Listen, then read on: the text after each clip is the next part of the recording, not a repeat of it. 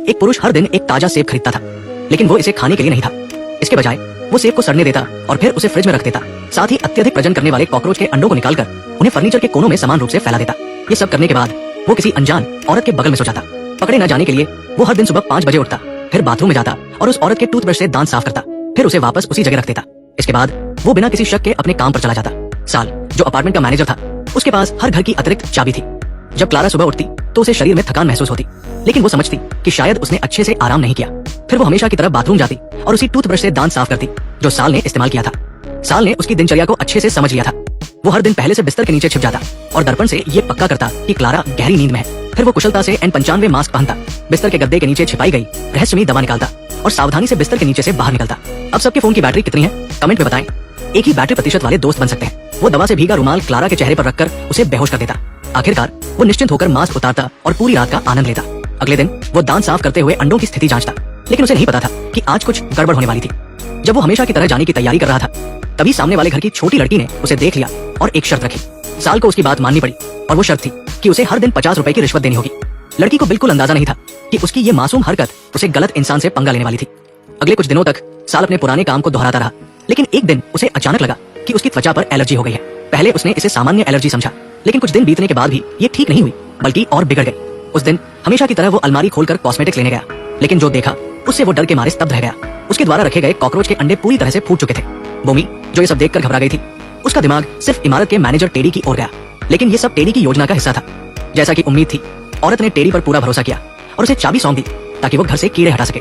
वो खुद कुछ दिनों के लिए गांव चली गई। टेडी ने खुशी खुशी ये जिम्मा लिया और अपनी योजना शुरू की। उसने घर का सारा सामान फेंक दिया और घर के अंदर बाहर पूरी तरह से कीटाणुनाशक छिड़क दिया। कॉकरोच से निपटने के बाद टेडी ने अपना बैग निकाला, उसमें रस्सी और औजार डाले और सब कुछ बिस्तर के नीचे रख दिया। फिर वो हमेशा की तरह बिस्तर के नीचे छिप गया, क्योंकि उसे बोमी का संदेश मिला था कि वो आज रात वापस आएगी। ये उसकी विकृत मानसिकता को संतुष्ट करने का सबसे अच्छा मौका था, लेकिन उसे क्या पता था कि बोमी के साथ उसका बॉयफ्रेंड भी घर आ गया था। थोड़ी देर बाद बिस्तर जोर जोर से हिलने लगा और गलती से दवा की शीशी टेडी की नाक पर गिर गई। उसे पता था कि वो जल्द ही गहरी नींद में चला जाएगा, इसलिए जब दोनों का ध्यान नहीं था, वो चुपके से बाहर निकला। वो दरवाजा खोलकर भागना चाहता था, लेकिन उसे एहसास हुआ कि उसने गलत चाबी ले ली थी। मजबूरी में उसे एक छिपने की जगह ढूंढनी पड़ी। अगले दिन बॉयफ्रेंड को बैग, औजार और टेडी का विकृत डायरी मिल गई। सौभाग्य से बोमी को अचानक तबीयत खराब हो गई, जिससे बॉयफ्रेंड का ध्यान बंट गया।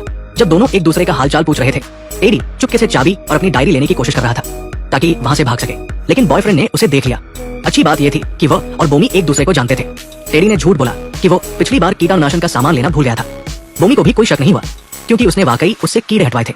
उसने बैग टेडी को वापस कर दिया, लेकिन जैसे ही टेडी अपने घर पहुंचा, बॉयफ्रेंड वहां आ धमका। टेडी घबरा गया, लेकिन सौभाग्य से बॉयफ्रेंड सिर्फ दोबारा कीटाणुनाशक के लिए मदद मांगने आया था। टेडी को यकीन नहीं हुआ, लेकिन वो स्प्रे मशीन लेकर गया।